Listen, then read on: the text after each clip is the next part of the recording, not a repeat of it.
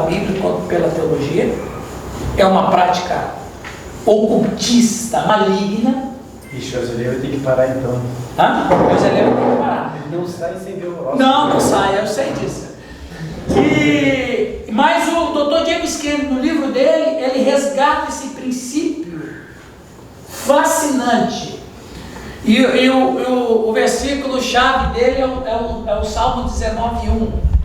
Os céus proclamam a glória de Deus. Só que nós olhamos isso apenas como observador da beleza. Mas os caras não olhavam isso como uma beleza. Eles olhavam isso para além de beleza. Eles olhavam para as estrelas como algo que está sendo contado, uma história que está sendo contada. É fascinante. E aí vai nessa linha, do Salmo 8. Pois expuseste nos céus a sua majestade. Não sei se alguém aí tem internet, já pode ir. Achou aí, Fernando? O livro aí? Da boca de pequeninos e crianças de peito suscitaste força, por causa dos teus adversários, para fazeres emudecer o inimigo e o vingador. Quando contemplo os teus céus, obras dos teus dedos, e a lua e as estrelas que estabeleceste, que é o homem que dele te lembres, e o filho do homem que o visites? Fizeste, no entanto, por um pouco menor do que Deus, e de glória e de honra o coroaste. Deste-lhe domínio sobre as obras da tua mão, e sobre os seus pés tudo lhe puseste, ovelhas e bois todos, e também os animais do campo, as aves do céu, os peixes do mar, e tudo que percorre as sendas dos mares, ó Senhor, Senhor nosso, quão magnífico em toda a terra é teu nome. Então aqui está o grande problema, que é o homem. Como é que este ser, que foi feito menor do que Deus, algumas traduções, no hebraico é Elohim,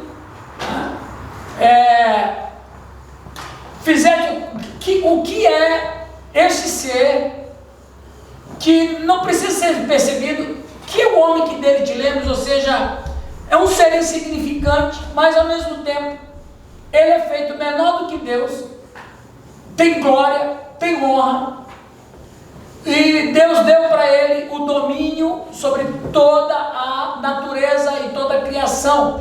Então é uma grande questão, e a gente parou nisso aí no nosso último encontro, mas a gente vai tentar ver com a ótica cristã. Inclusive eu falei disso lá na igreja do Giovanni domingo passado, não é? Lá no domingo à noite eu preguei nesse texto. Algumas coisas que eu falei lá eu vou falar aqui, e aqui um pouquinho eu vou falar com um pouco mais de profundidade, com mais tranquilidade, porque nós temos um tempo generoso. Então, para a gente poder entender a Trindade e a gente, nós precisamos discernir o que é o homem. Esta é a grande pergunta da humanidade. O que é o Alex? O que é o Irã Góes? O que é o Oswaldo? De fato, o que nós somos? Alguém pode ler para nós esse slide aí? O que é o homem? Essa é uma pergunta decisiva, porque toda civilização particular, toda cultura específica, bem como todo o sistema do pensamento, são fundamentalmente baseados a respeito do homem. Basta observar a história da humanidade, porque não existe a história dos cachorros. Ou pergunta, por que não existe a história dos cachorros? Ou a história dos cavalos? Por que animais não buscam respostas para dilemas existenciais? Exatamente. Então, a grande questão é: por que só nós temos história? Por que só nós estamos preocupados com a nossa origem? Por que não existe esse mesmo tipo de pensamento com os animais? Por que não tem história dos cavalos, dos cachorros, dos bois? Não existe. Só existe história da humanidade. É porque nós estamos procurando alguma coisa. Aí eu falei na aula passada que a história, ela está fatiada, a história como está definida pelos acadêmicos, pelos historiadores. O que nós estamos fazendo quando a gente divide a história em pré-história, a história na Idade Antiga, Média, Moderna, Idade Contemporânea, Pré-modernidade, Modernidade e Pós-modernidade? Por que nós temos essa necessidade de esmiuçar a história? É porque nós estamos procurando alguma coisa. Nós estamos procurando o que se perdeu. Não há outro motivo, gente, pela qual a gente divide a história como ela está. É porque, de fato, o ser humano procura alguma coisa. Ok? Agora a gente vai entrar no slide que a gente não viu ainda, eu acredito, né? Alguém lê para nós esse outro slide? O homem é um ser em desarmonia. Desarmonia consigo mesmo, com a natureza e com Deus. O resultado disto é devastador para si mesmo, causando problemas existenciais profundos, as quais nem mesmo todo profissional da área de saúde emocional pode oferecer solução. Eu tive um aluno aqui 20 anos atrás. Talvez vocês digam, seja bem-vindo, Renato. Obrigado. Tem 10 minutos. Vocês conheceram um dos fundadores da Unicamp, o Pedro Paulo? Você conheceu? 20 anos atrás, o Pedro Paulo foi meu aluno aqui no seminário. Ele faleceu há 5 anos atrás, mas o Pedro Paulo, ele era psicólogo, ele era professor de faculdade, tinha doutorado, pós-doutorado, era um camarada assim, quem conheceu ele sabia da inteligência dele. Na área da psique humana, um mestre. Sentou nessas cadeiras que você está sentando. E quando ele veio estudar aqui, ele estudou um ano aqui. Eu falei, Pedro, com esse currículo todo, doutor, pós-doutorado, todo encadernado, professor de faculdade, professor de medicina, o que você vai fazer aqui? Ele falou assim para o pastor, eu sou doutor em psicologia, mas teologia não sei nada. Eu preciso aprender sobre Deus. Ficou um ano estudando aqui. E uma das coisas que ele falou para mim, a gente conversava muito, ele falou aqui na sala sem medo de errar. Ele disse, olha, nós psicólogos não resolvemos o problema de ninguém. O máximo que a gente faz é ouvir. É verdade. Então, o problema, os profissionais da área de saúde emocional, e graças a Deus, pelos psicólogos, pelos psicanalistas, pelos psiquiatras, que eu entendo ser agentes de Deus na história, não na questão espiritual, não na questão da soteriologia, mas são agentes de Deus na história, gente que vem para ajudar a trabalhar, a tratar o ser humano, né? Eu sempre falo que os psicólogos são pastores e pastoras de Deus da área emocional, mas eles não têm resposta. Neurologista também. Neurologista. Não, toda a classe médica em geral. Aliás, você sabia que os primeiros médicos da história da civilização humana eram sacerdotes? Os primeiros médicos.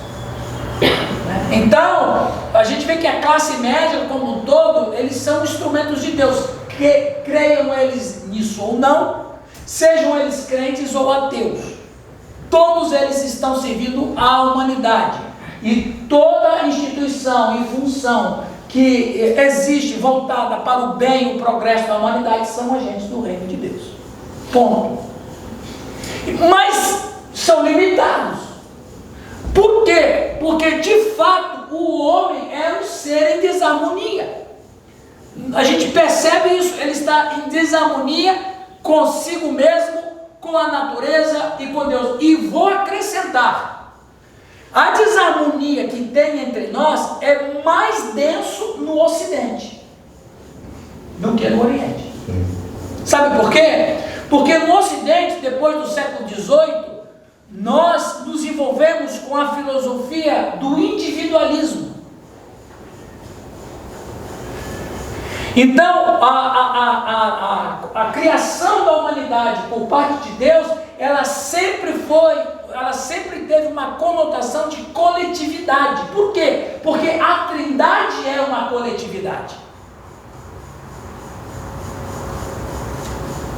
A gente fala bem assim, Deus, não estou falando na questão moral, ok?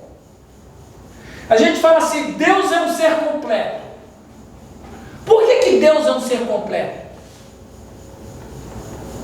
Lembrando que a Trindade, lembrando que Deus, nós estamos falando da Trindade.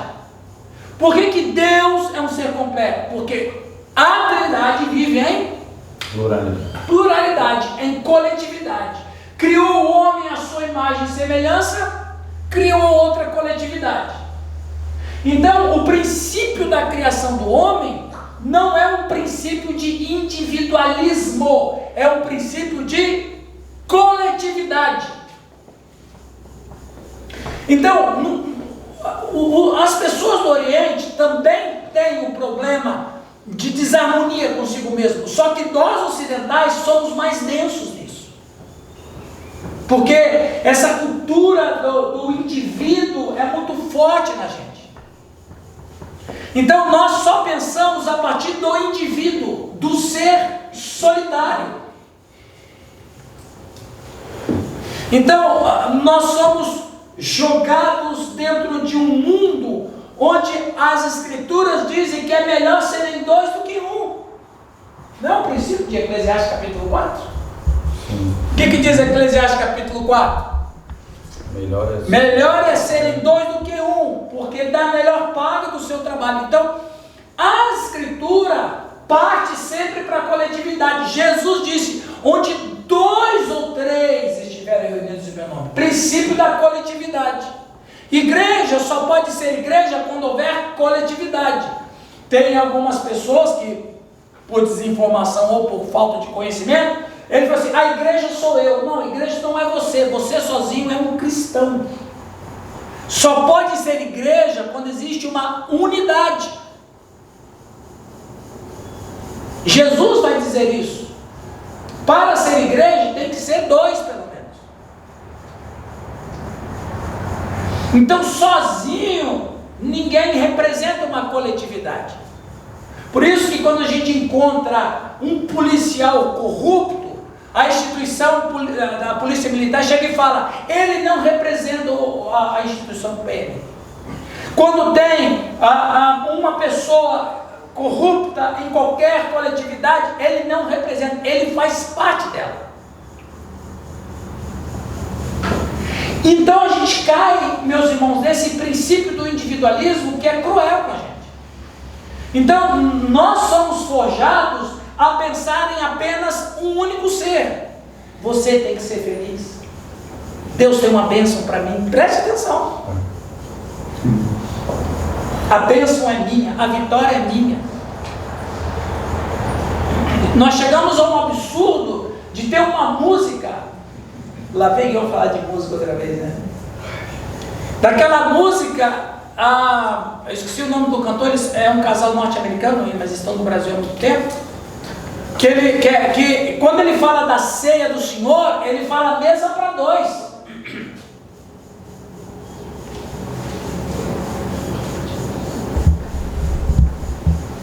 Mesa para 2? Como é que é, Fernando, você que gosta desse conjunto aí?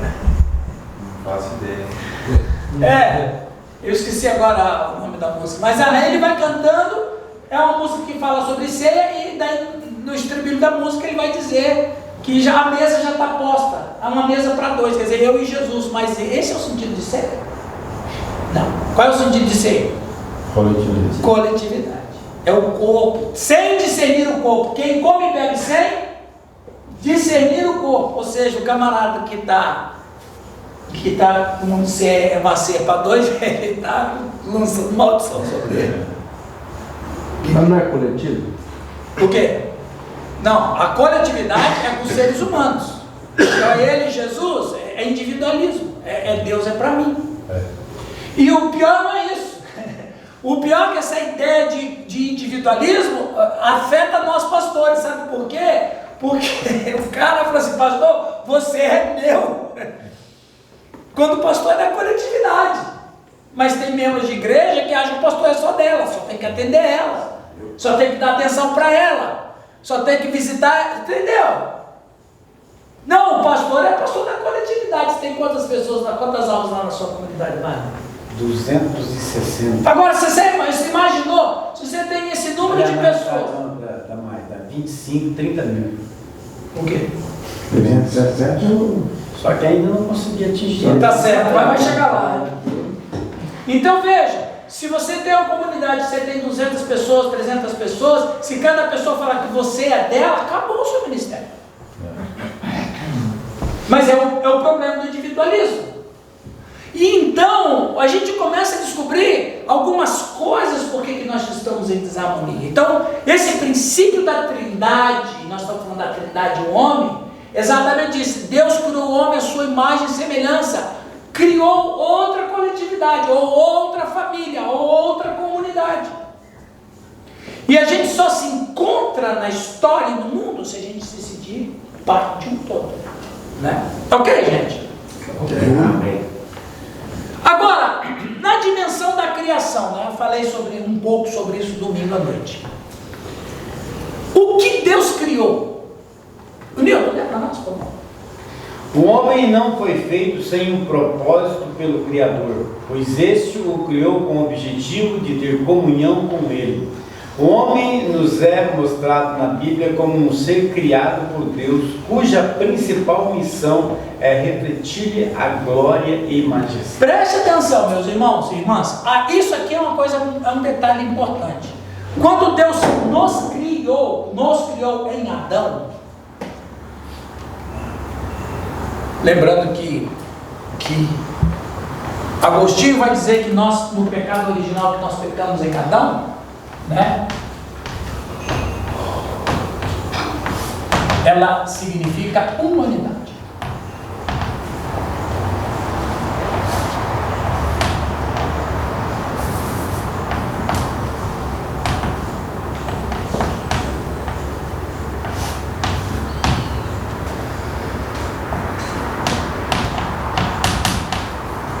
Veja, Deus só criou 2 pessoas do barro. Cada pessoa que nasceu, Deus não foi fazendo barro. Deus fez 2. Macho e fêmea, homem e mulher, Ish e Ishar. Deles descendem toda a raça humana. Então todos nós nascemos em Adão e Eva, porque eles eram o protótipo, eles eram humanidade. Ok? Então eles eram humanidade. Eles não eram, e preste atenção nisso, todos, por favor. Eles não eram seres individuais.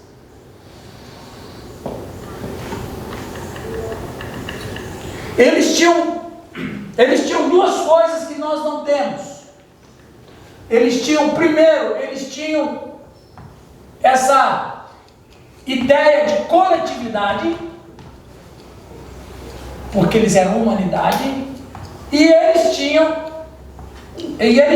a ideia da comunhão com Deus, perfeita, né? Então a coletividade só fazia sentido quando eles estavam em comunhão com a Trindade. Agora veja, os 2 chamavam Adão, é o texto de Gênesis 5:2. Para vocês não falarem que eu estou falando bobagem, então vamos a ler. Gênesis 5:2 diz assim: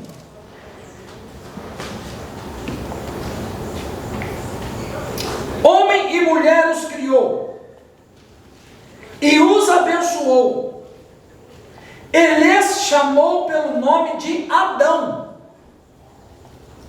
Lhes chamou pelo nome de Adão. Outras traduções vão dizer, ele chamou de humanidade. Outras dizem de homem. Então veja, a ideia então é coletividade. Por quê? Porque Deus é uma coletividade. Elohim é plural. Então nós estamos falando de comunidade.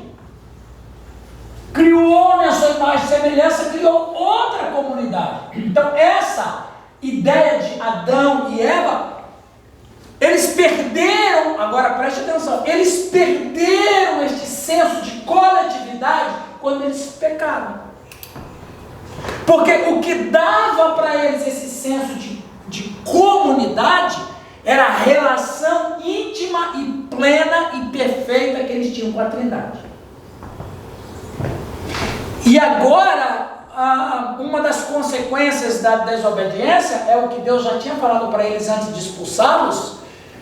Ele chega para a mulher e fala: o seu desejo será para com o teu marido e ele te governará. Ali já começou a ruptura dessa coletividade. Ou seja, o que Deus está falando para eles? Uma das consequências de estar afastado da comunhão com a gente é que agora vocês vão perder o senso de coletividade e vocês vão ter que dar um jeito. Ok? Então, quando o homem estava no planeta, dominando o planeta, sujeitando o planeta, vivendo uma vida com o Criador de forma perfeita, eles estavam, nossos pais, refletindo a glória e a majestade de Deus na criação. A humanidade estava refletindo a glória de Deus no planeta. Por que todo o cosmos obedecia a voz? Vocês pensam que Adão andou sobre as águas? Porque ele tinha governo sobre ela. Todos os milagres que Cristo fez em relação à relação com a criação, Adão fazia. Porque Adão tinha a mesma autoridade.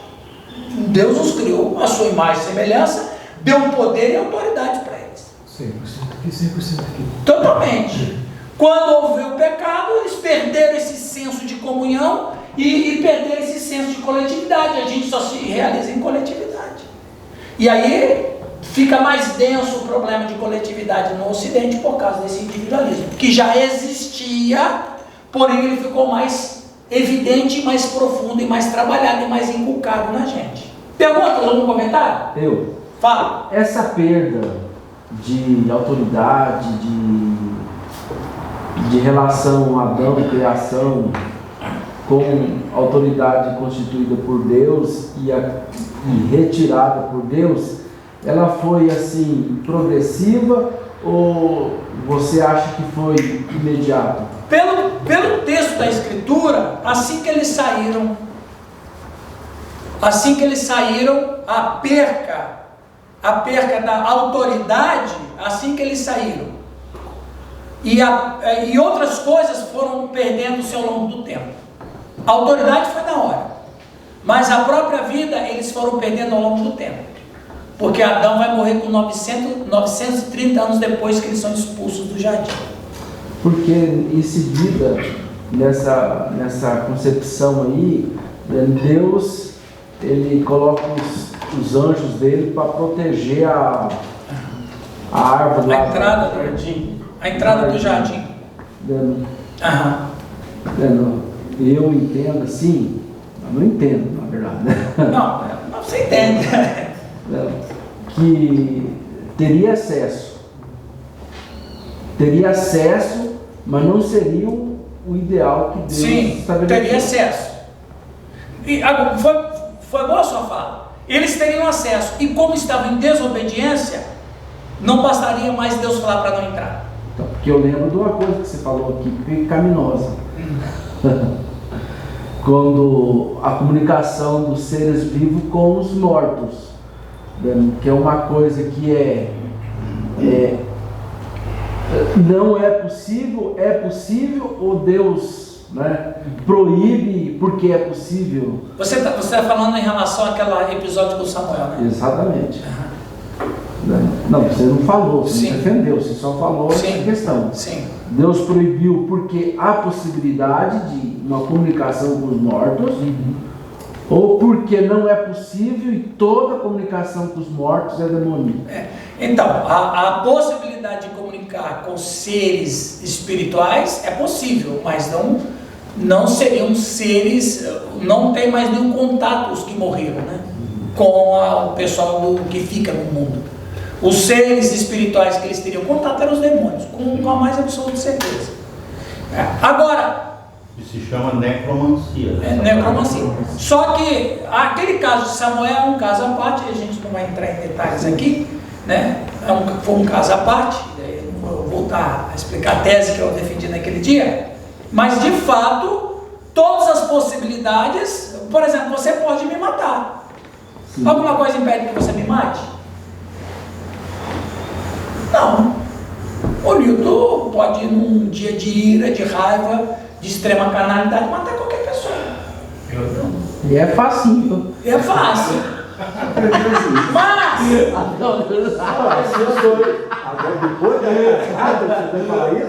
veja, viu?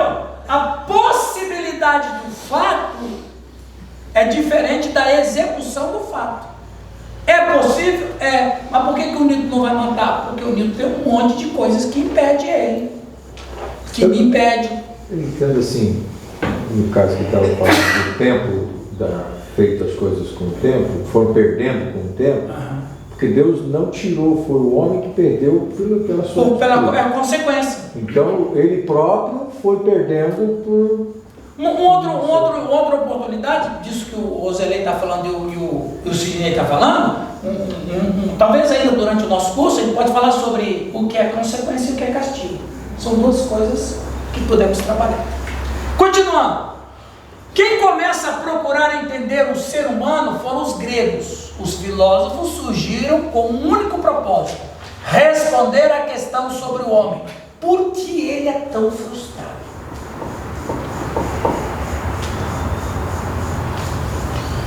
Essa é a grande função dos filósofos. Por que o ser humano é tão frustrado? Aquele filósofo que tomou a cicuta lá, o Platão, Sócrates. Não. Ele era contemporâneo de Paulo, eu esqueci o nome dele agora. Sêneca. O Sêneca, ele diz uma frase muito interessante. Ele, como filósofo, querendo descobrir o motivo pelo qual o ser humano é tão frustrado, ele disse o seguinte: o ser humano é tão frustrado e anda tão para baixo que é preciso que uma mão desça do alto para levantar o homem.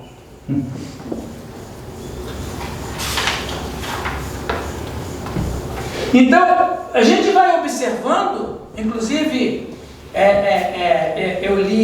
eu assisti uma palestra sobre a amizade de Paulo com Sêneca. É fantástico, absolutamente fantástico. Eu gosto muito disso. A gente como professor, a gente tem que estudar tudo, todas as coisas, né? Eu assisti essa aula e eu achei maravilhoso.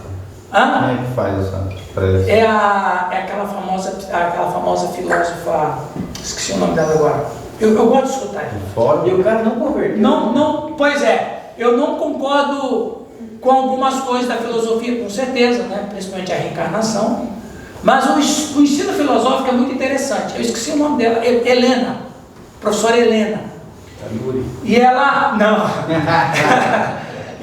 e é muito interessante, as cartas de Paulo a Sêneca e de Sêneca a Paulo. É fantástico. E essas cartas são comprovadas historicamente. Eu posso trazer um dia aqui para a gente fazer um freelance aqui? Helena do quê? Qual é o sobrenome? Helena é brasileira? É brasileira. Eu vou trazer alguma coisa aqui, só por curiosidade. Então os gregos, eles têm essa ideia, né? Por que ele é tão frustrado? O homem foi formado à imagem e semelhança de Deus. No hebraico, são usados em pares por possuírem conceitos muito semelhantes. Tzelem, imagem. Demut, semelhança. Formam uma estrutura poética no hebraico chamado de paralelismo, onde a segunda palavra no par expande e reforça o sentido da primeira. Perceberam aqui? Tzelem e Timut, eles nunca estão sós. Essas duas palavras, elas andam sempre juntas. E